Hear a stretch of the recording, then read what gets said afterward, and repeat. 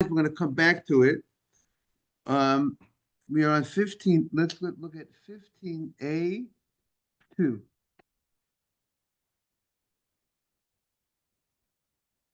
Okay.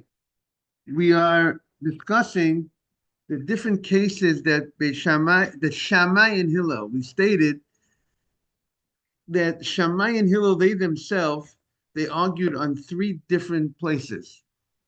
We all know about Beit Shammai, Beit Hillel. Beit is the house, the yeshiva of Shammai, the yeshiva of Beit Hillel. They argued in many, many cases.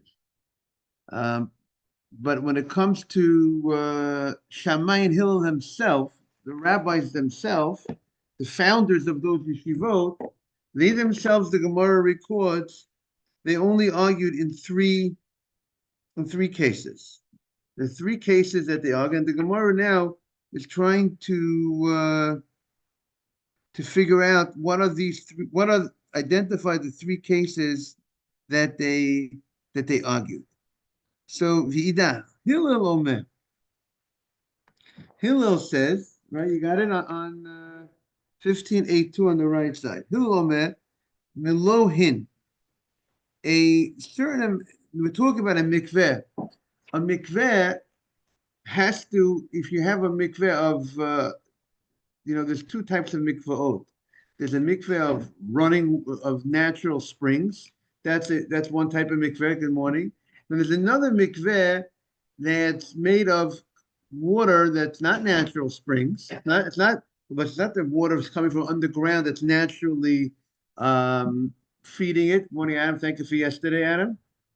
Rather, it's collected water. The word mikveh is from the word of kavu, is collected. That means let's say you dig a hole in the ground, man, right, but not, but man-made in a way, but you did not pour the water into the hole. Meaning man-made in the sense that you dug the ditch and then the water collected. Like we're going to build a mikveh tomorrow, right? We want to build a mikveh tomorrow. What does it mean? We're going to build a mikveh. So Simon is saying we're going to maybe dig the hole, but the water needs to collect in the hole. If the water moves, that will not be a kosher mikveh. Running, meaning rainwater that's moving, right? If you have some sort of river and the majority of the river is made up of rainwater, and it's the fact if it's the fact that it's not stationary, that would not be kosher. If it would, you have an ocean, which the majority is made up of, an ocean would be a kosher mikveh, but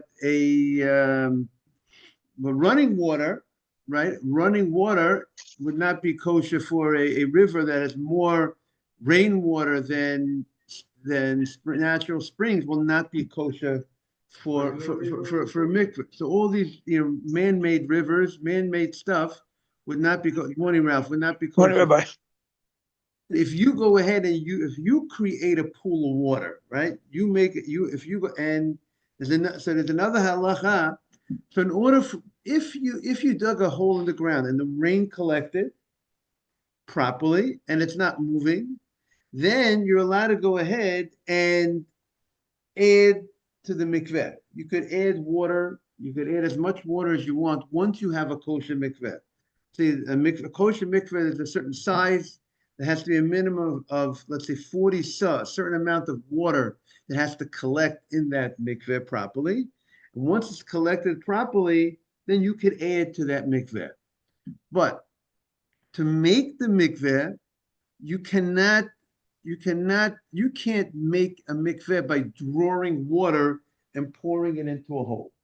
That will, and even though the hole is stationary, you dug a ditch in the ground, it has to naturally collect in that hole and has to remain stationary.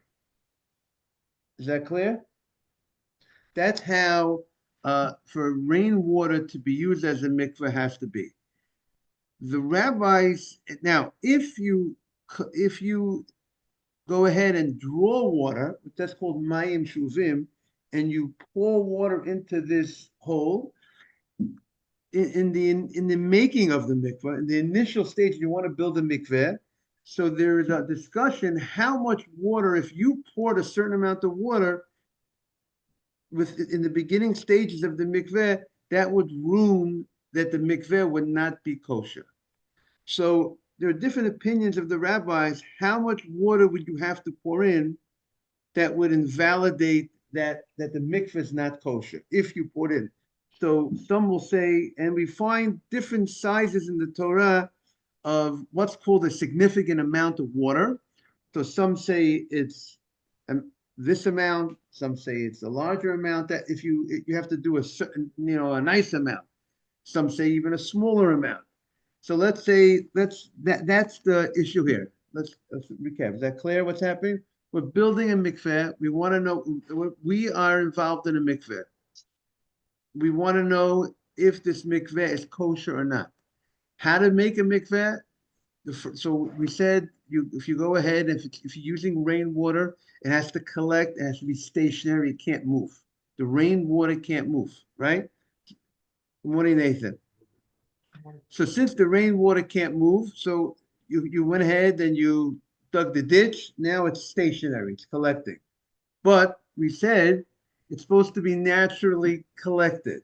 That means you're not supposed to be drawing the water, pouring the water into this hole. If you went ahead and poured a certain amount of water into that hole, in the first stages of this mikveh being made, for the first 40 sa of water being collected, that is a dispute. How much water have you yourself poured into it instead of it naturally collecting? How much would you need to pour into it that would consider that would validate this creation of this mikveh? Is that clear? So here comes the Gemara. So the Gemara says, Hillel omer milohin, mayim shuvim posum es mikveh. If you have a milohin, a size of a hin. Now, how much is that? So a hin is we're going to see it's a half of sa, and I think they'll say exactly how much. See, we know, every day, every Shabbat, we use a revi'it, right? When we go ahead and we have a revi'it ahin, right? So when we have a revi'it, we use a certain amount of wine. Has to be in your cup, in your wine cup, in order for you to go ahead and fulfill the mitzvah of kiddush, right? You have to have a quarter of a lug. So a quarter of a lug is about three ounces or so to make kiddush. The cup has to hold 3 ounces. A lug is around 12 ounces. Right. So a quarter of a lug is 12 ounces. So he says a lug. Let's take a look over here in the language of the. So he says in order for you to go ahead and violate, meaning to ruin a mikveh, to invalidate the mikveh, would be a hin, the size of a hin. Now a hin, we'll see exactly how many lugim is a hin. It's a very large, it's a nice size of number of lugim, and that size of a hin would go ahead and invalidate the mikveh. So if you have a hin of water that you put into this mikveh, that would invalidate the mikveh. Okay, so the first opinion is a hin would invalidate the mikveh. What to say? A hin is a half a sa. Right. And so here he says, let's look at the measurements. A lug, a sa equals, one second. So we got like this. We have a lug equals 6 eggs. Okay, we'll see as we go along exactly how big this size is. Okay, so we have a size of a hin that would invalidate the mikveh. Okay. However, now the question is, why did he use the word hin in the language of the Gemara? We use the word lugim, and a hin is 12 lugim. Okay, now we got it. Now we got it. We found it. A hin is 12 lugim. So why didn't he say the word 12 lugim? Why did he use a word that's not the common word that we use in the Gemara? The Gemara says because shechayiv adam loma beloshen rabo. A person needs to, when you repeat something, you say it the way your rabbi said it, right? The Gemara says sometimes one rabbi reported something, a certain law, a certain way, and the other rabbi reported it a little differently. Sometimes the Gemara says, you know what, they're really saying the same thing, but one rabbi wanted to say it exactly the way his rabbi said it, the words that his rabbi used, and the other one just was saying over what the rabbi said without being, not a direct quote. So here the Gemara is saying here, this was, even though the normal way, the certain words that the Torah uses, and say the same thing, the rabbis use a different terminology. But but in this case, Hillel used the word hin, which is not the common language of a Gemara. It's the language of the Torah. That's how the Torah refers to it. But because his rabbis were Shmaya V'Avtalion, because Hillel's rabbis were Shmaya V'Avtalion, and they used that language. They used the language of a hin. So because they used the language of a hin, good morning, Emmanuel, he followed, good morning, Mr. Haber, he used the same language of his rabbi. So that is the reason for him saying that. However, Shammai says Tisha Kabim. Tisha Kabim would invalidate the mikveh, which is 36 lugim. So Shammai is being more lenient in this situation, and right, three hin, right. He's saying 36 lugin would be the amount that would invalidate the mikveh. However, the Chachamim say, look, good morning, Asaf, look at the Rezeh, look at the Rezeh. The Chachamim say, not like Hillel and not like Shammai. They have a much more stricter opinion. Their opinion is, it's 3 lugim. 3 lugim would invalidate a quarter of a hin, would invalidate a mikveh. And the Gemara says, that we found that there was testimony regarding this opinion. The Gemara says this matter remained a safek. We have three opinions. One opinion, the third opinion is a 3 lugim, which we know is the law, is the halacha. When you're building a mikveh, you can't, the first 40 sa, in the first 40 sa gathering, you cannot have a little bit of water. If you pour a little bit of water in, it will not invalidate. But if 3 lugim, a lug we said is around 12 ounces. So it's about 36 ounces, a little bit. If you pour in 36 ounces within the first 40 sa, that will invalidate the mikveh. But once you have a kosher mikveh, once you have 40 sa of naturally collected water, then you could pour it in, add as much as you want. And this matter remained a question until Ashabo Shnei Gardim, till 2 weavers came, Mishaha Ashpa Sheb Yerushalayim, from one of the Ashpa gate in Yerushalayim, Beheidu Mishum Shmaya V'Avtalya, and they testified in the name of the great leader Shmaya V'Avtalya, Sheshlosha Lugim Mayim Shuvim Posam As HaMikvah, that 3 lugim is considered a significant amount. See, the arguing about what is the amount of water that's called significant that will invalidate the mikveh. Even 3 lugim will invalidate the mikveh. V'kimul chachamim es devrehem, and the rabbis accepted the testimony of these weavers. And the Gemara And the Gemara explains, why do you have to tell me, that they had this, they were weavers? What is important about who said the testimony, what their background was, where they came from?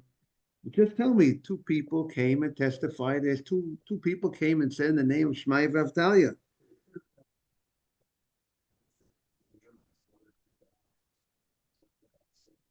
Their testimony might have more credibility because they are craftsmen that deal with other measurements.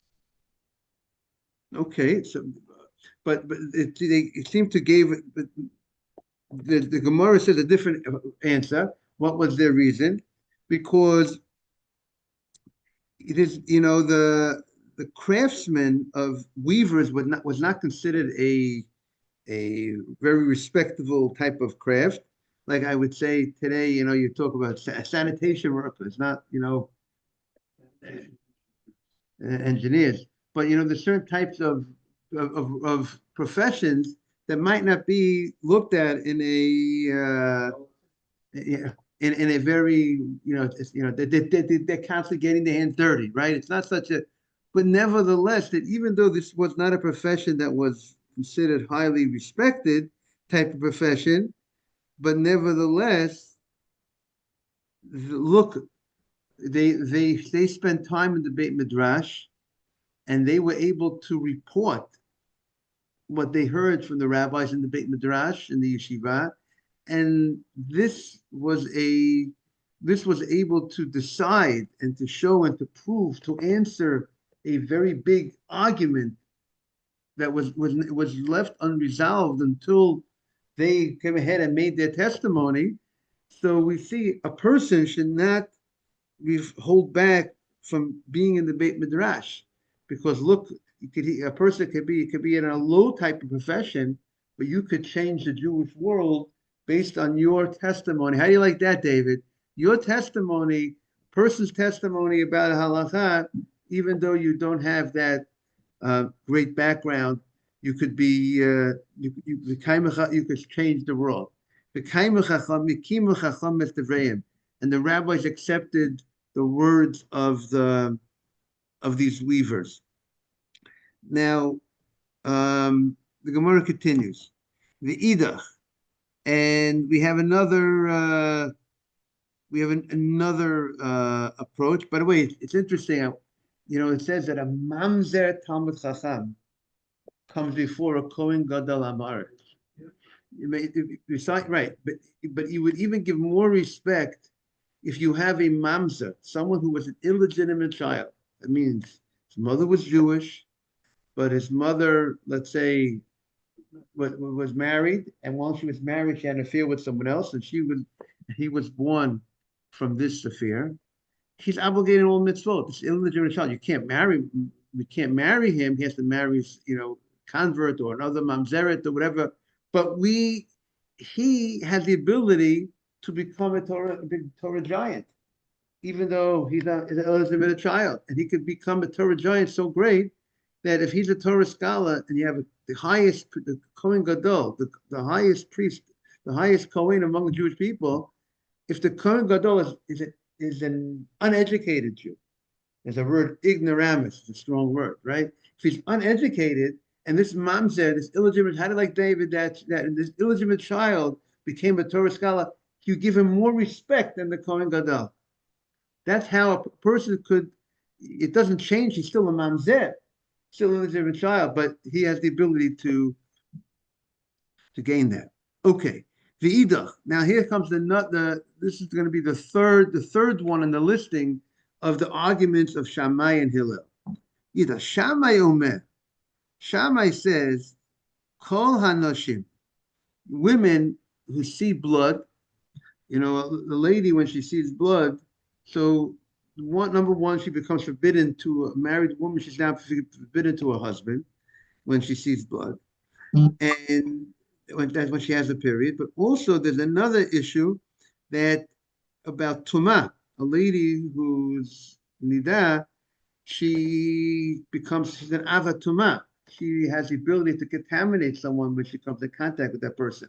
Today's day and age, coming in contact with a nida, if she would touch a food or touch a person, There's no practical, we don't have really ramifications today. We're not dealing with Truma today.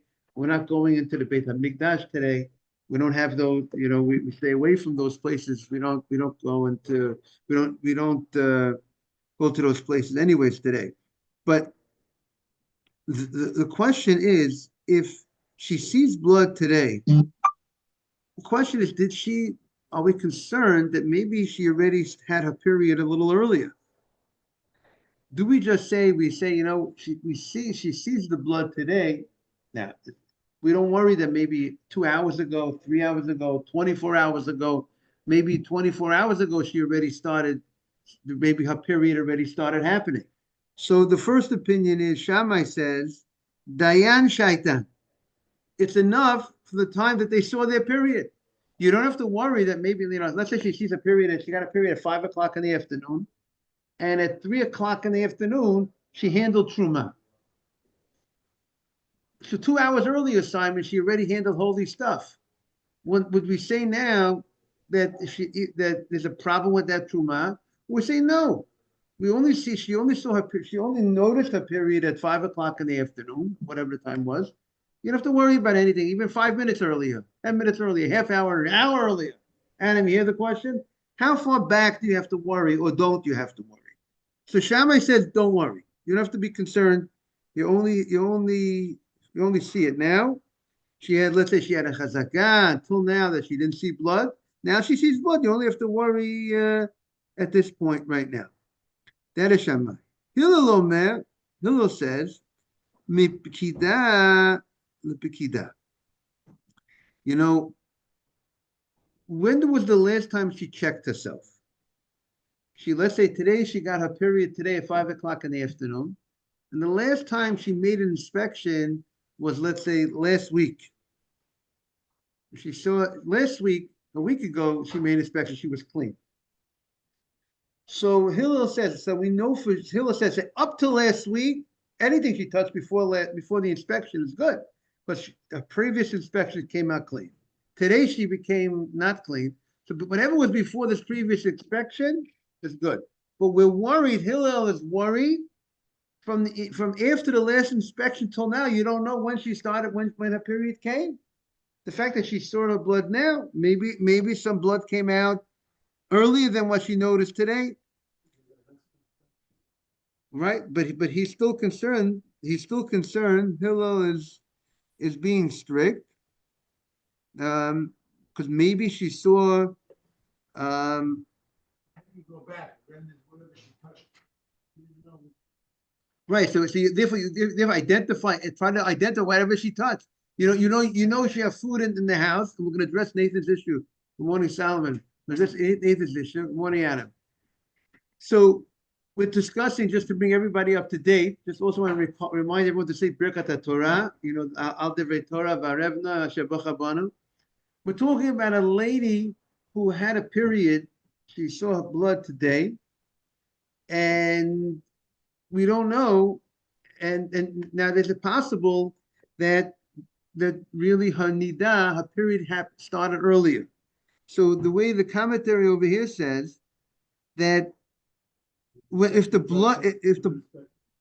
right, let's say when a lady once she has a period, if she has the power to contaminate truma, kodshim, spiritual things. So do we have to be concerned about those items that she came in contact with before, even a husband, if she touched a husband before she has the power to contaminate the husband by touching him. So do we have to worry about what happened before she noticed anything today? So when the lady, if the blood leaves her womb of the woman and it enters the outside of her womb, even though it's still inside the body, that's maybe addressing Nathan's problem. Nathan asked the question, Rabbi, what do you mean? She has a chazakah. She didn't see blood. She only sees blood today. She saw blood today at 5 o'clock in the afternoon. Why does she have to worry? The answer is, even though she sees the blood, good morning, she sees the blood at 5 o'clock in the afternoon, but it's possible that the blood was made some movement from the womb to the outer area of the womb. And if it goes from the inner area of the womb to the outer area of the womb, that would make her a nidah, even though the blood did not leave her body yet. So now, the fact that we didn't see it, but it could have happened. So that's why Hillel is concerned. And he says, therefore, Hillel says that the only thing that we could guarantee is from her previous inspection that she made when she was clean. So you know anything she touched and handled before the previous inspection is good. Because she made an inspection, whatever it was, 2 days ago, 3 days ago. Up to that time, everything she handled before that is good.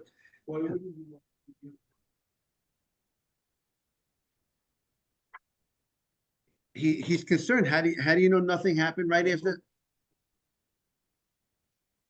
the rove? Rove that what? Rove time that what? What would be the majority? The majority give time between. When we say rove, rove usually is used in a different type of. Most people have this, so most people don't have that. What? Right, but the mix when things mixture of a rove, majority of a bezdin, the majority opinion. But to say that from the last time the month of Nissan, because most of the month, right? So what's the rove here? Because roves are the days that. But how do you know that? But how do you? Right, I'm not saying. Right, okay, but right. So the Gemara says. So Hillel has a very strict opinion over here. Now, Hillel says that even if Morning Morris, even if there was a large amount of time from her last inspection till today when she noticed the blood, we're going to be concerned for of what happened between the last inspection and this inspection, and we're going to consider those items tameh, contaminated. However, the Chachamim say, lo k'divrei. They don't have this lenient opinion all the way. Good morning, Rabbi. They're not so lenient to say, like Shammai, that if she saw her period today, 5 o'clock, you don't have to worry anything about 4 o'clock, 4:30, you don't have to worry. We don't go that, we're not that lenient, but also we're not that strict. We're not going to say, you know what, whenever 20 days last, we're not going to be that. She hasn't seen blood in many days. Now that she sees at 5 o'clock in the afternoon, you're going to worry all the way back from the last inspection. From that time on, and you'd be concerned that right after the last inspection, something happened. No, we're not going to be that far. Rather, Ella me'et le'et me'mayit al yidei ayat mekpida pekida. 24 hours would lessen the time from the last inspection to now. Meaning to say, let's say the last inspection was 7 days ago, and it came out good, she was clean. Now we don't have to worry for the next 6 days. But the last 24 hours, if she saw a period today, we're going to 5 o'clock in the afternoon. We're going to worry the 20. Maybe something happened in the last 24 hours. But more than that, he's not going to be concerned. And if she sees blood 5 o'clock in the afternoon, but she had an inspection in the morning at 5 a.m. in the morning, which is not 24 hours before this last time that she saw.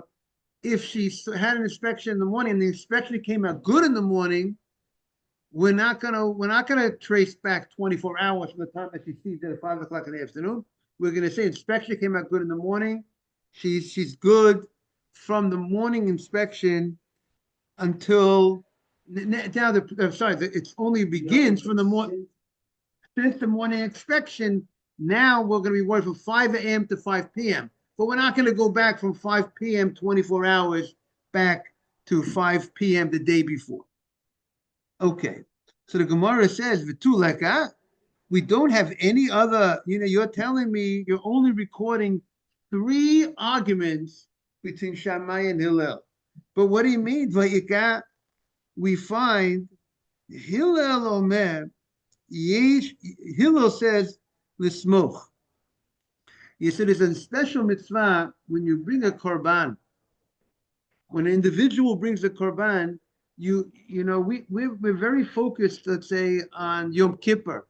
On Yom Kippur, when the Kohen Gadol brings the korban on behalf of the Jewish community, he puts his hands, two hands on the head of on the Sa'ir, and he says a vidui, and he says a confession on the head of the Jewish people. He puts his hands on the head, he leans his hands on the head.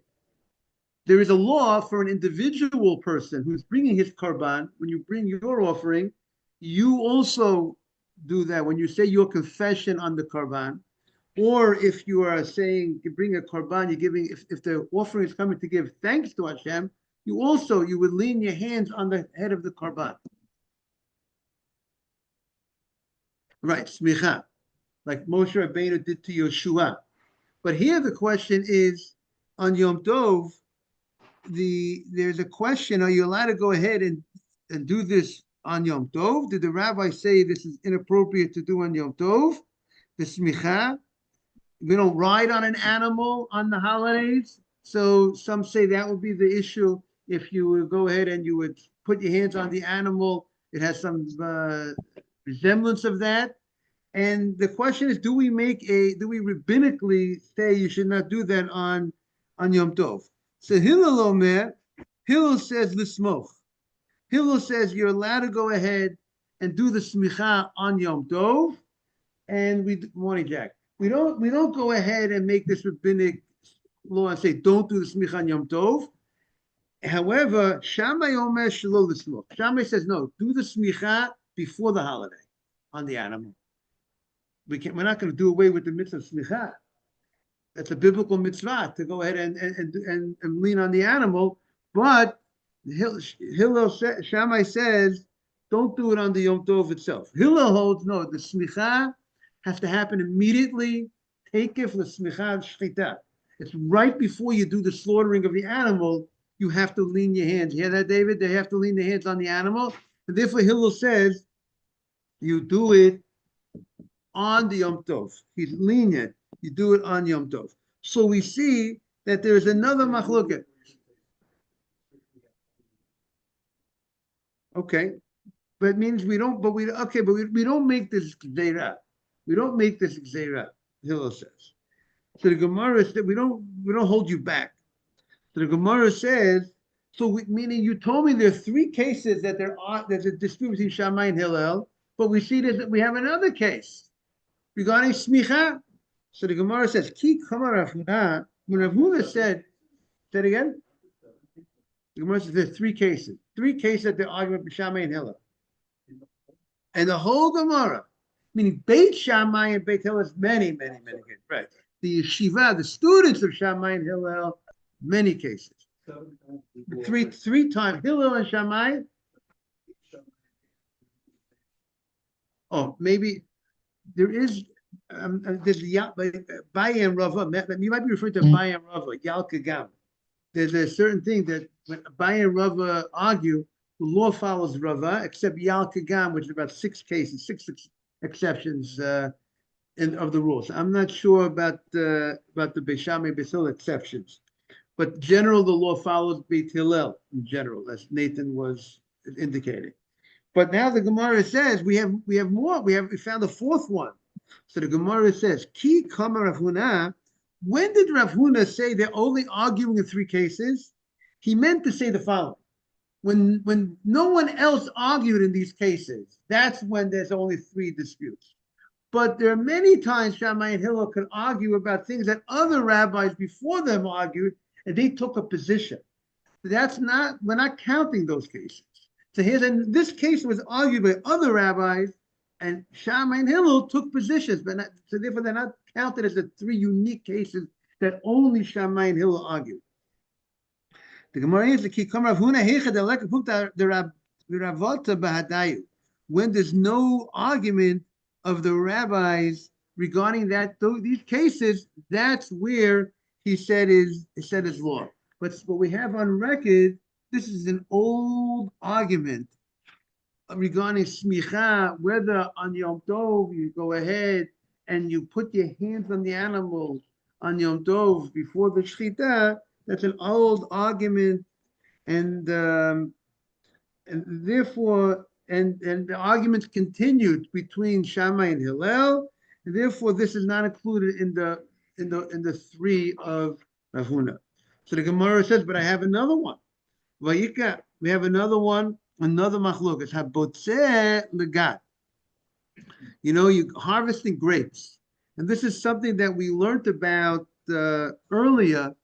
We had to think about makabel tuma for a food to be prepared to accept, in order for a food to become contaminated by someone who's contaminated or an item that contaminates, the food has to be prepared with liquid. We said that it has to be detached from the ground, correct. So if you have a food, if you have an apple, you have grapes, you're cutting grapes, and the only way that the grapes will become able to receive contamination is after you cut the grapes, liquid went on them, and it's liquid that you're happy that the liquid went on them. If you're not happy that the liquid went on them, if that liquid will not have the power to prepare the food. So in order for the grapes to receive contamination, there are any of the certain 7 liquids that if they would come in contact with that food, and you want the liquid, you want to wash the food, you're happy that the liquid, that has to be an example that then if something that's contaminated touches the grapes, then the grapes could receive contamination. But if the grapes did not have any liquid on them after they were harvested, even if someone who's tamei touches the grapes, he will not contaminate the grapes. We'll talk more tomorrow about this law. Good to see everybody. Thank you all for joining. We welcome everybody. Have a great day, everybody. Man. Thank God. Yourself? Have a great day, everybody. That's good to see you.